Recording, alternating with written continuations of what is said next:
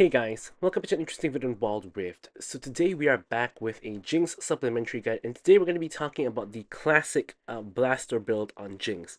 So taking a look at the top players, you will see that there is both the Soul Transfer build as well as the blaster build. Of course, Soul Transfer did get nerfed just a little bit ago, a couple of patches ago at this point. I mean, now they're basically releasing a patch every week, so it's a couple of patches ago at this point. But basically, this is the build that I covered in my Jinx Updated Complete Guide, I think like 2 months ago at this point, and I thought that Soul Transfer was a really good item on Jinx, and I still do think so.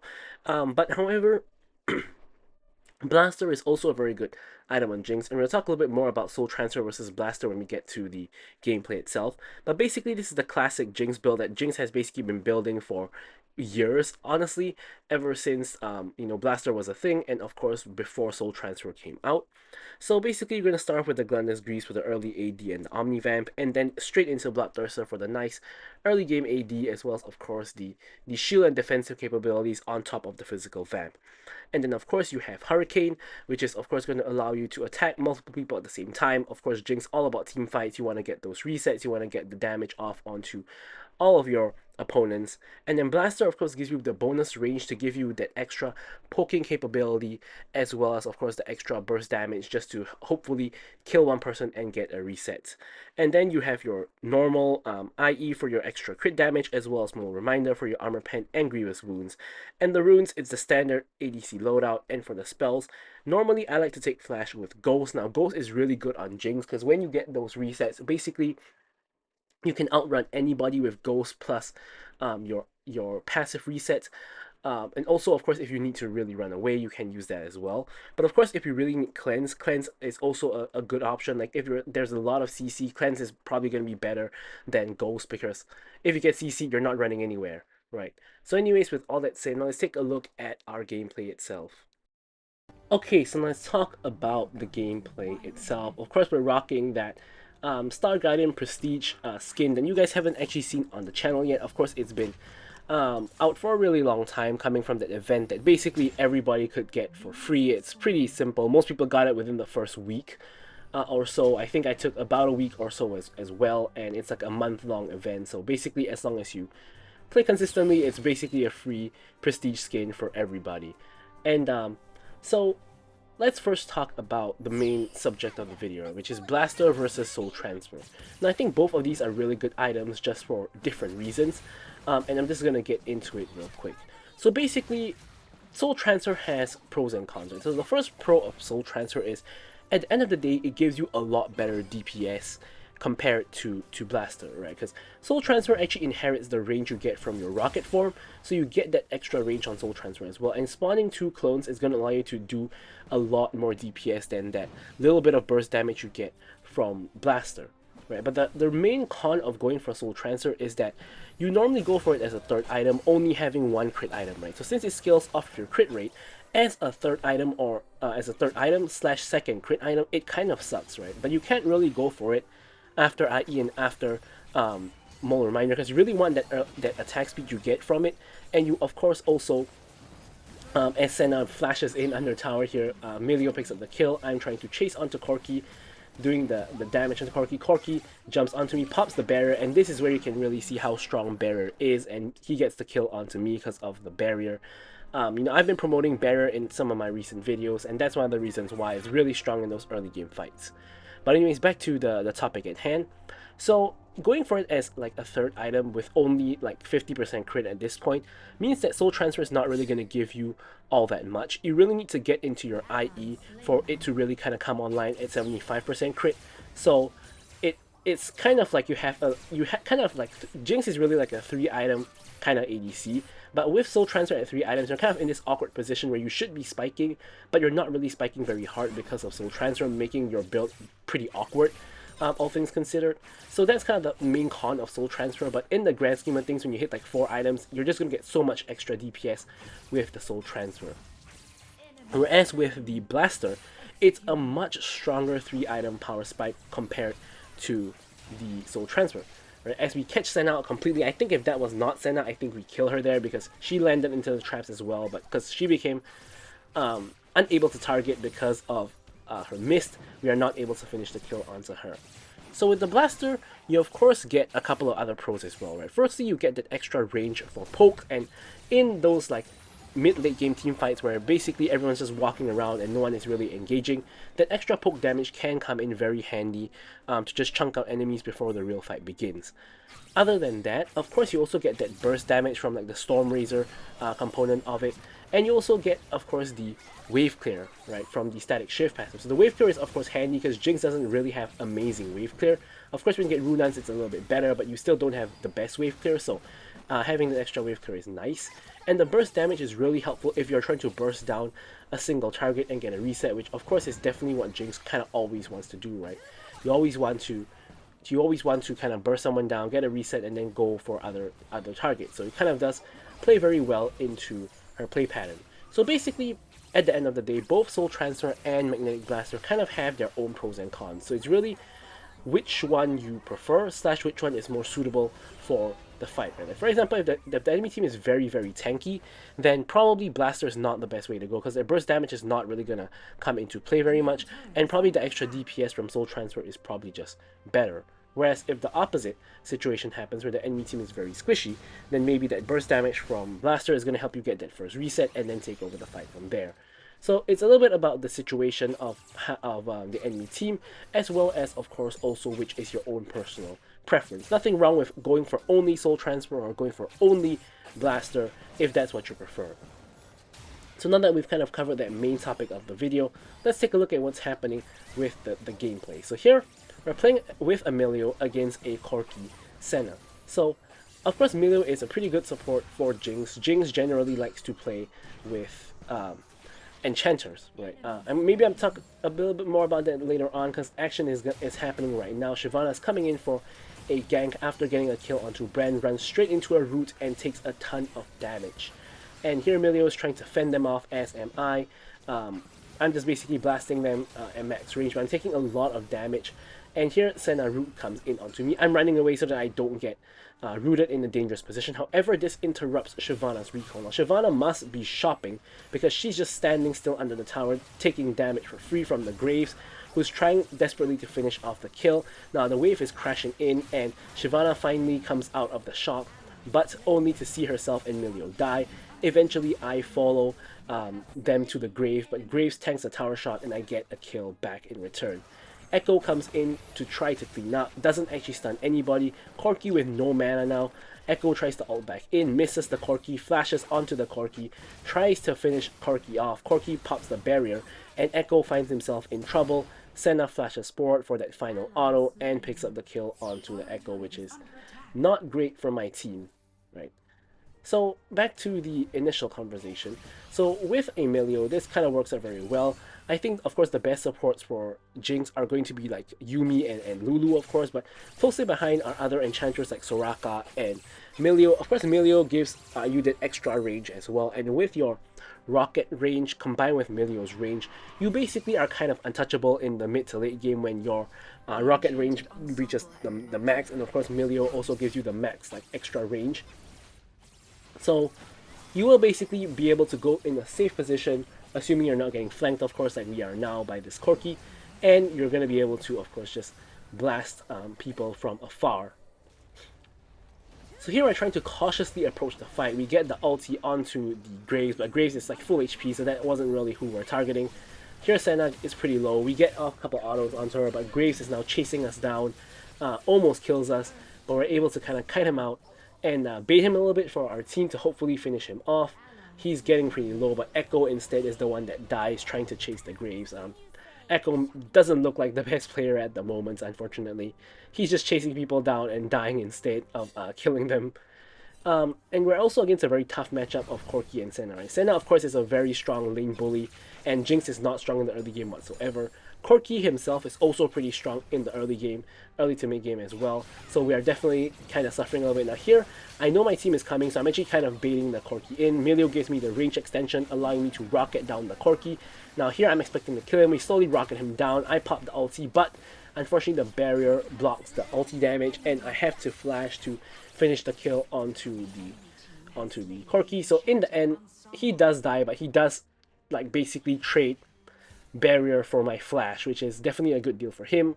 Of course, he did die, so maybe not that good of a deal, but I really didn't want to flash there. I thought I could easily kill him without flashing, but I had to do what I had to do.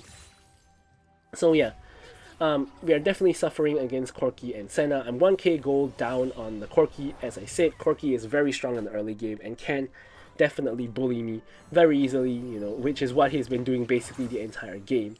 And this is not very rare on Jinx, because obviously Jinx is a very weak early game champion, but she does get stronger as the game goes on with every item that you get. So she gets stronger in the mid game, stronger in the late game. Of course, as I mentioned just now in the discussion, she does spike on like 3-4 items. Of course, even with soul transfer, you still spike on 3 items.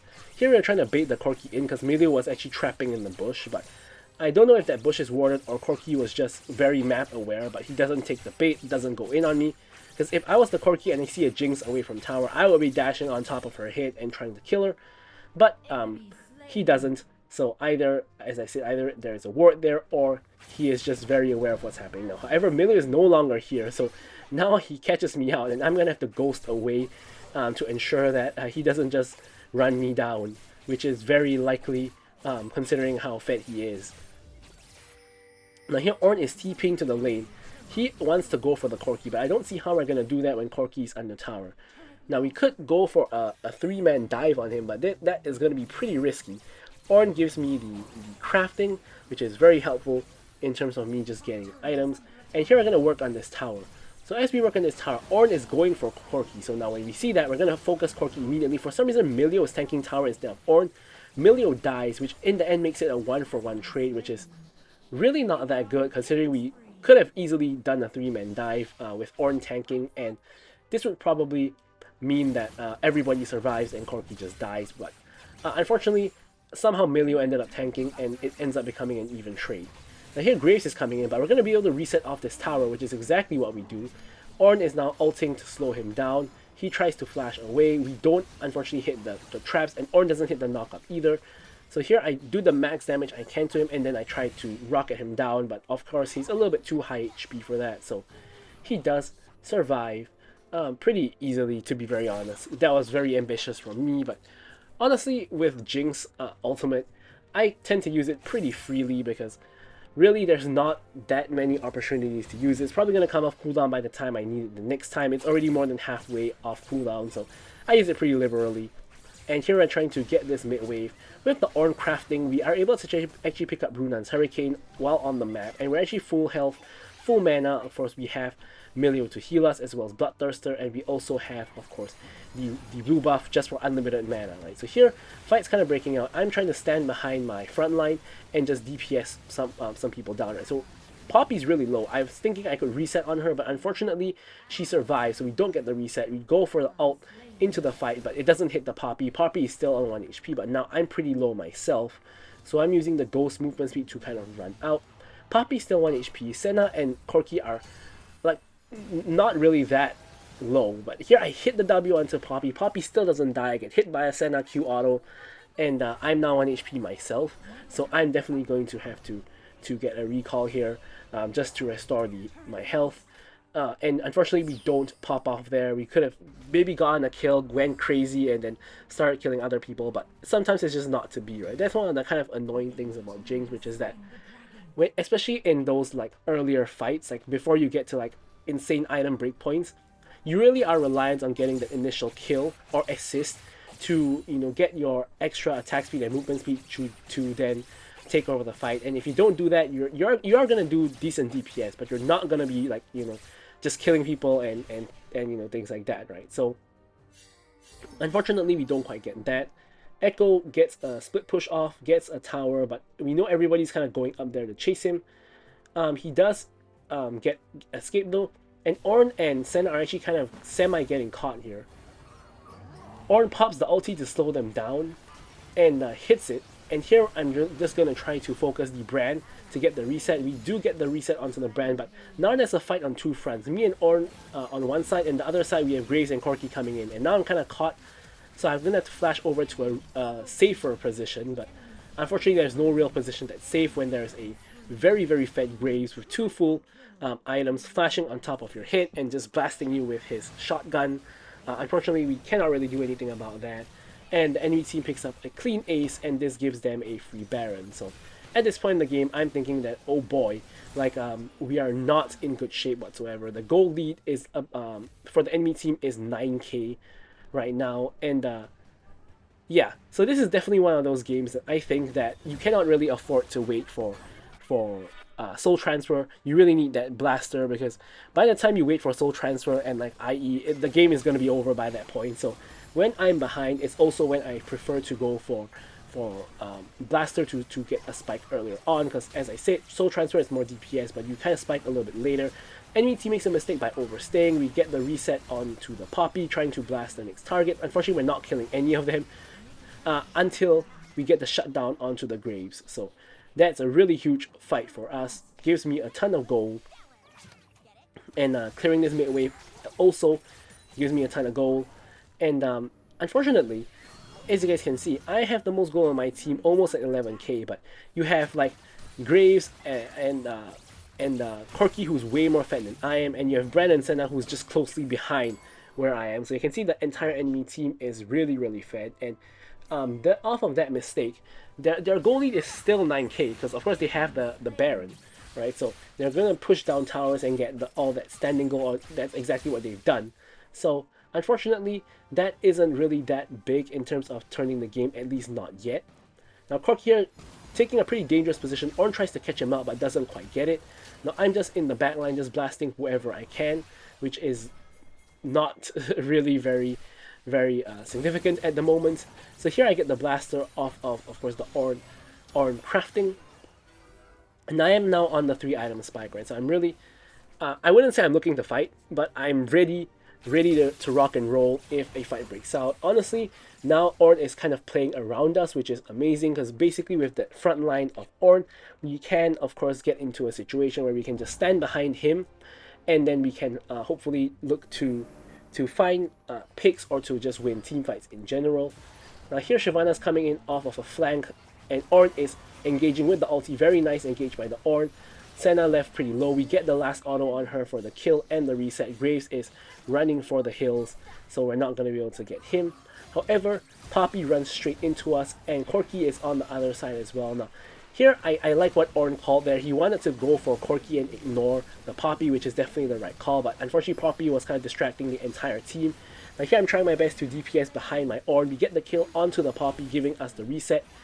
And Graves tries to jump in to one-shot us, but we get the kill on him and the reset as well. Now we're trying to go for the Corki, and we out misses kind of whiffs there. So we have to flash forward for that last auto, and thankfully we out-damage the Corki and we get the kill onto him.